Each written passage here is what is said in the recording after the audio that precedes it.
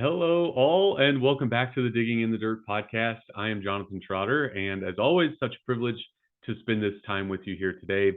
We have some big topics to jump into as we switch into the emotions section of Digging in the Dirt. We'll be talking about anger, we'll be talking about Gandalf's scream and love, and why we need more anger. And we'll be looking at a question that was submitted by Anonymous from the US. They asked that we talk some about leaving and preparing to leave the field or retransitioning well. So we're going to do both of those things. We'll start with the transition question and then go from there. And I'm excited because I do get to read a little bit of Tolkien today with you all. If you could see behind my computer, there is a giant flag of the Rohirrim, the horse sort of Nordic people in the Lord of the Rings. I always hear the theme song when I actually look up at this flag. Da, da, da, da, da, da, da. Anyway, and when I graduated with my long-awaited bachelor's degree a couple years back, I bought myself a miniature Gondor, the White City. So I'm a fan of Lord of the Rings. And I'm becoming more and more of a fan of anger. If that sounds weird to you, then just hold tight. We'll get to that chapter from Digging in the Dirt here in a little bit. But first, to answer this question of, let's talk some about leaving, preparing to leave the field. Just mention a couple resources because so many people have written so many good things about this. First, a book called Burn Up or Splash Down. I haven't read this. My wife read it and said it is excellent. By Marion Nell. So you might want to check that out, at least read a little bit about it, see what you think. I love the title, Burn Up or Splash Down. And if you're listening to this in the podcast version, it's a photo of a spacecraft underneath a parachute, sort of after re-entry. So re-entry, burn up or splash down, and not to be too epic about it or anything. But Amy Young wrote a fantastic book called Looming Transitions. That is, again, a very sort of an easy read, step by step. How do you prepare for transitions? It's a very accessible book. I recommend that one too. And then if you're looking for more of a workbook, I think a lot of people have seen this one, but in case you haven't, Returning Well by Melissa Chaplin is really a workbook. And even when we were in Cambodia, I utilized this with some homework and things like that when I was meeting with clients who were preparing to transition back to their passport countries. So those are fantastic resources. Of course, Elizabeth and I have written a little bit about this in our book, Serving Well. I don't want this to just be commercials for books, but sometimes it's good to say, hey, has anybody said anything about this? And yeah, a lot of people have said a lot of things. And I think I mentioned all of those books in some of my chapters in the section called Returning Well. It's called Leaving and Arriving Well. Sorry, it's one of my chapters in the book, Serving Well. And one of the things I thought I would just mention here that I recommend to people all the time when they're getting ready to transition off the field is to embrace their inner tourist. What I mean is, maybe you're going back to the country that you came from. Maybe you're going back to the same city or the same town that you came from, but you're not the same. Your family's not the same. And the people that you left maybe 5 years ago, maybe 15 years ago, they're also not the same. And so we would tell people when they're going to the field, hey, I do give this advice to people when they're going to the field, is don't try to do a whole lot when you first get there. Be a tourist. Do the things that tourists do. Enjoy the place. Enjoy the culture. Look for the unique spots. Go to the museums. Ask questions about what people do here for fun.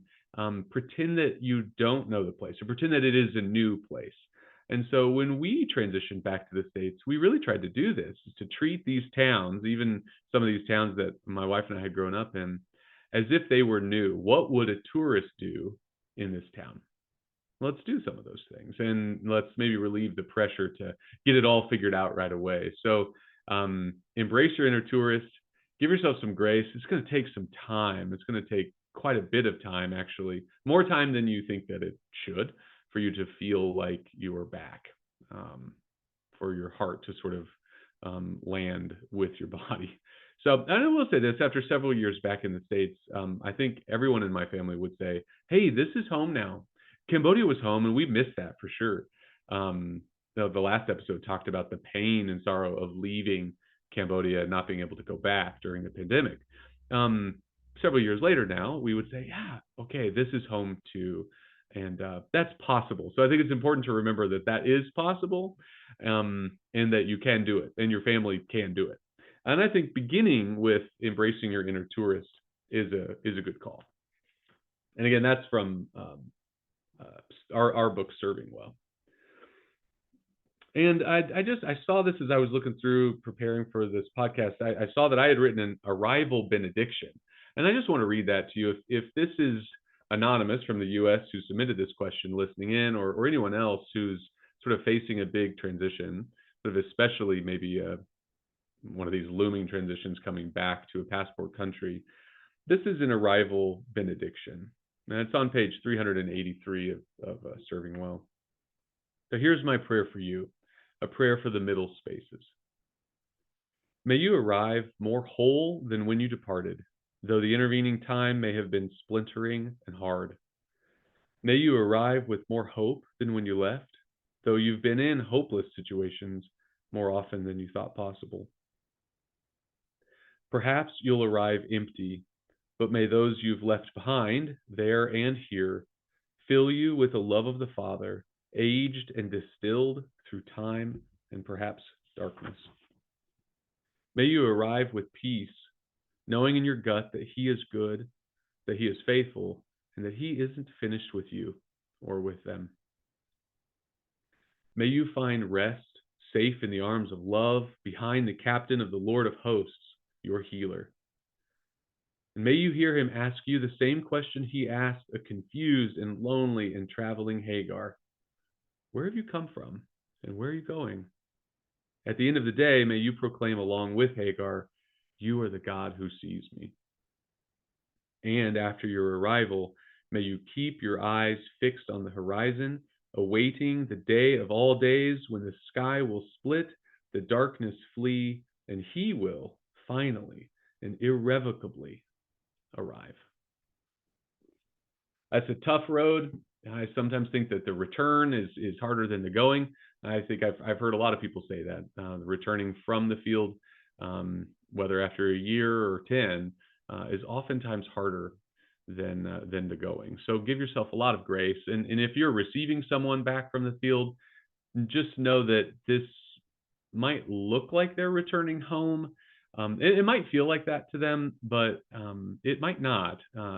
Returning, whether it's to the States or another passport country, might feel more foreign than you think. So if you're welcoming them back, be sure to give lots of grace for that too, because they may act a little strange, but they also might feel a little strange and a little disconnected, a little discombobulated for a while. I mean, like a couple of years, not just a couple of months.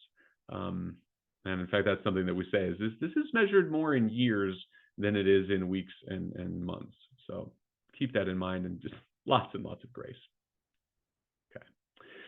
Well, we continue on with digging in the dirt, reading sort of chapter by chapter through this. It's easier than trying to figure out how to do an audiobook, and then this material is there. So I just want to read it to you bit by bit. And it's fun to sort of engage with you on YouTube or Spotify or Apple Podcasts or wherever you're listening to this.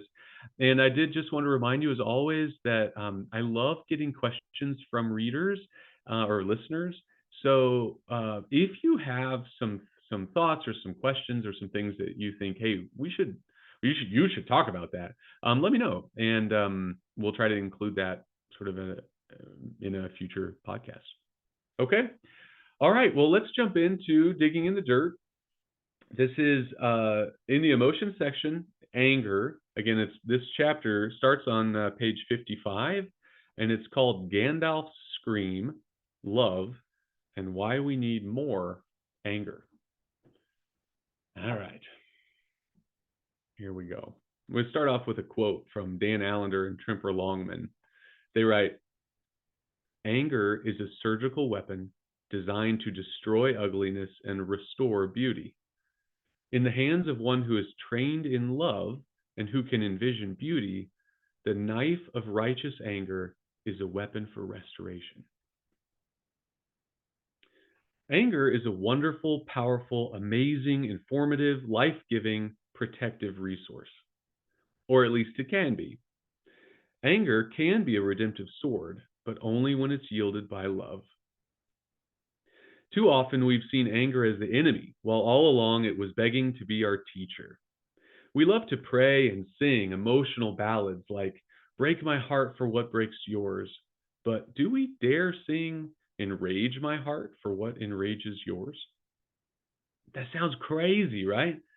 And maybe more than a little scary. As Christians, we're way more comfortable with holy sadness than holy anger. And that's not without cause. Sadness is safer, it's more tame. Anger can destroy, anger can harm deeply.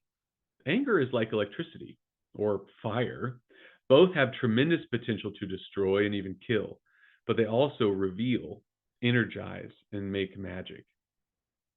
Have you flown on the fire of a jet engine, propelled through the night sky like a populated comet? Have you ever activated a dozen tiny suns with the flip of a switch? These miracles are astounding, made possible by the power of white hot fire and lightning fast electrons flowing on demand. To be sure, arsonists exist, but so do steel magnates. They both harness fire for their own purposes, one to destroy and the other to build. I've seen the burns and tissue damage wreaked by a lightning strike, but I don't scream and run away every time I see an outlet. All right, so note, I used to be an ER trauma nurse. So I think in my years in the ER, I think I saw one patient who had been struck by lightning. So that's what I'm referring to when I say that I have seen the burns and the tissue damage wreaked by a lightning strike. It was not me, it was a patient. All right, back to the book. So I repeat, anger is just energy. It's an emotion, neither good nor bad, neither healthy nor dysfunctional.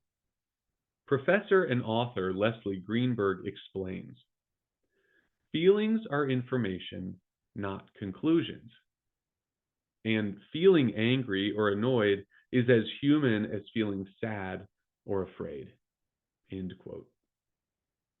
We must be careful not to moralize some emotions as good, others as bad, some as holy, others as sinful. That's not accurate, spiritually or scientifically. It's also important to distinguish between the feeling of anger and the actions of aggression. The two are not the same thing. Now, let me pause for a second. I'm going to repeat this because I talk about this a lot with clients. This distinction, you may be like, well, yeah, of course, those aren't the same thing. But I've worked with a lot of clients who really have a hard time differentiating between these because this has never been a concept that they've ever heard. All of those things, the anger and aggression, always happened at the same time, and they're very, very much tied together. So let me reread this. Back to the book. It's important to distinguish between the feeling of anger and the actions of aggression. The two are not the same thing. Greenberg offers this helpful reminder. Anger should not be confused with aggression, which comprises attacking or assaultive behavior. Feeling angry does not mean behaving aggressively, and people can be aggressive without feeling any anger at all. End quote. Chances are you've been hurt by someone who acted aggressively. Perhaps their anger or aggression left wounds you're still recovering from. Chances are you've hurt someone in similar ways. So all this talk about the goodness of anger might feel like bile in the brain. In my ministry as a pastoral counselor in Phnom Penh, Cambodia, I heard all the stories. I heard terrifying stories and sad stories. I heard stories that made me livid and stories that made me hug my kids a little tighter. Early on, I assumed that my main job was to help angry people feel their sadness. After all, I feel sadness early and often. It's my default setting and it's easy. But now I've realized that just as often, my job is to help sad people feel their anger. Accessing the motivating, informative energy of anger has been pivotal in my own journey of healing. It has propelled me to have hard conversations. It has steeled me for necessary conflict, and it has helped me surface on the other side grateful. I am grateful for the gift of anger. Without it, I fear I would have gotten stuck in my own depressive hole. I used to think that anger and love were separate things, but now I realize that anger can be separate from love, but it doesn't have to be. Anger is sometimes the energizing force that results from violated love. In his book on extramarital affairs, pastor and clinical counselor David Carter goes so far as to say that the partner who was cheated on must get angry. He writes, "The language of anger is never pleasant. However, it is not only okay to say it with intensity and force, but it is absolutely necessary for true recovery to occur. People do not get better until they get mad." End quote. Anger is a sword that we desperately need. Tolkien understood the strategic use of anger, and when the Fellowship needed salvation, he gave it to them in the form of a furious wizard. When faced with an ancient evil from the deepest shadows, the men, hobbits, dwarf, and elf fled for their lives. There was no escape until an old man with wisdom and anger stood firm. The scene unfolds on a bridge under the mountains, with enemy hordes on one side, the Fellowship on the other. Tolkien writes, "The Balrog reached the bridge. Gandalf stood in the middle of the span, leaning on the staff in his left hand, but in his other hand, Glamdring, his sword, gleamed, cold and white. His enemy halted again, facing him, and the shadow about it reached out like two vast wings. It raised the whip, and the thongs whined and cracked. Fire came from its nostrils, but Gandalf stood firm. 'You cannot pass,' he said. The orcs stood still, and a dead silence fell. 'I am a servant of the secret fire, wielder of the flame of Anor. You cannot pass. The dark fire will not avail you, flame of Udin. Go back to the shadow. You cannot pass.' The Balrog made no answer. The fire in it seemed to die, but the darkness grew. It stepped forward slowly onto the bridge, and suddenly it drew itself up to a great height, and its wings were spread from wall to wall. But still, Gandalf could be seen, glimmering in the gloom. He seemed small and altogether alone, gray and bent, like a wizened tree before the onset of a storm. From out of the shadow, a red sword leaped, flaming. Glamdring glittered white in answer. There was a ringing clash and a stab of white fire. The Balrog fell back, and its sword flew up in molten fragments. The wizard stayed on the bridge, stepped back a pace, and then again stood still.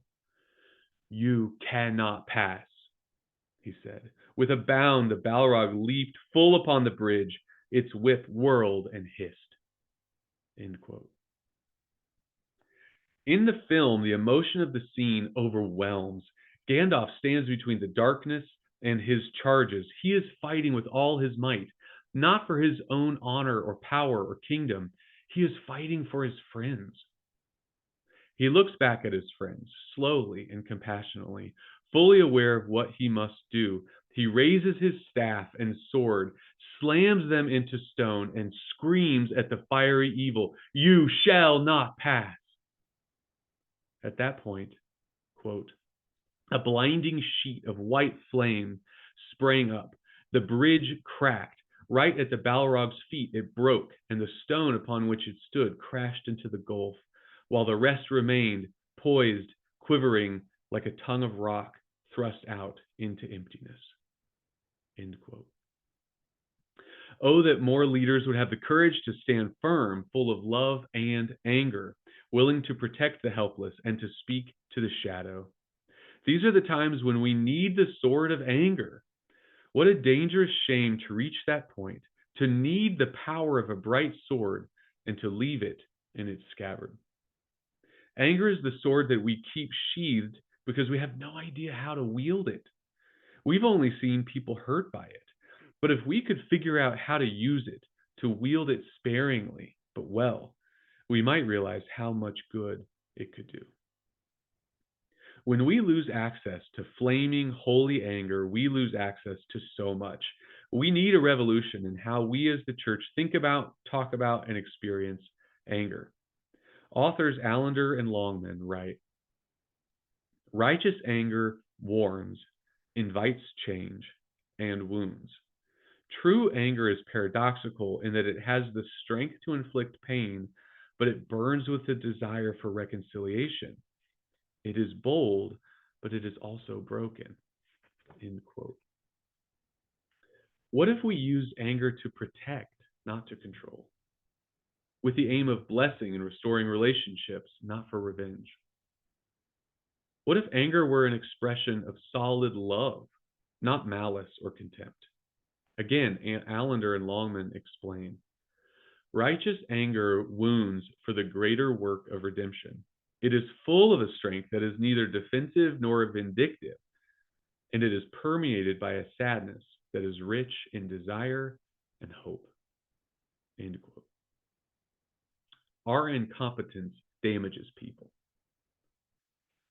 We don't know how to wield anger, and we can't fathom that someone else might. So we run away from it. We bury it, we criticize it. But just like outlawed grief, outlawed anger is dangerous. Greenberg warns, anger that is driven underground eventually bursts out in uncontrollable and destructive ways. End quote. When you cancel out anger, your own or others, you rob yourself of vital information. Information that could help you to see a situation or respond to a situation. Instead of denying or blocking anger, we need to get curious about it. What is hurting? When did it start hurting? As Greenberg says, we should not be too afraid of receiving its message. He writes, each time people control or cut off a significant experience of anger, they not only cut themselves off from important information from within, but they also cut themselves off from others. End quote. Failing to give space for anger is terribly invalidating, unloving, and one of the cruelest things we can do. Again, Greenberg writes, invalidation of a person's most basic feelings is one of the most psychologically damaging things one person can do to another. End quote. What would have happened if someone in those Catholic dioceses had felt a burning against the injustice of child abuse? Imagine if some leader somewhere would have pulled a sword on those pedophiles and screamed, "You shall not pass." It should not have taken an investigative journalist. It should not have taken decades. What if someone at USA Gymnastics had heard about Larry Nassar's perverse, ongoing sexual assaults of its gymnasts, and with fire in their bones done whatever was necessary to communicate, "Not on my watch"? I'm so grateful for Rachel Den Hollander and her tremendous courage as a survivor to protest and advocate. But it shouldn't have had to be her. It should have been some adult years earlier who got angry, and in their anger determined to protect young women instead of an organization. Gary Thomas, theologian and author, penned a powerful article about the church's complicity in domestic violence in Christian marriages. The title of his article, Enough is Enough. He might as well have called it, "You Shall Not Pass." Calling on church leaders to stand with wounded women, to stand against abusive men, Thomas writes, Christian leaders and friends, we have to see that some evil men are using their wives' Christian guilt and our teaching about the sanctity of marriage as a weapon to keep harming them. I can't help feeling that if more women started saying, "This is over," and were backed up by a church that enabled them to escape instead of enabling the abuse to continue, other men in the church, tempted towards the same behavior, might finally wake up and change their ways. End quote. Anger is present in our churches. Anger exists in our missions, but our anger is usually aimed at the people who are upsetting the status quo or threatening the way things are and calling evil things by their true name. But what if instead we were energized by a blazing love to protect the vulnerable, to defend the weak and the powerless? What would that look like? It would look like Gandalf, fire in his eyes, standing alone and sacrificing himself to save his friends. It would look otherworldly because it is. It would look like the kingdom of God among us, flipping the world upside down, giving honor to the weak, protecting the throwaways. It would look like the church caring about the children on the outside. It might look like offended religious men sitting around a table trying to figure out how to solve this problem. It would look like Bonhoeffer or Martin Luther King Jr. or Martin Luther. It would look like Paul defending the magisterial beauty of grace. It would look like a pastor calling the police as soon as he hears about abuse, refusing to keep things in-house. It would look bright and shimmering. It would look like hope to those bound in the darkness, a glimpse of the rising sun. But to those who thrive in the shadows, religious or otherwise, it would terrify, reminding them that their reign will end. Justice shall be king. It would look like all these things and more, for it would look like Jesus.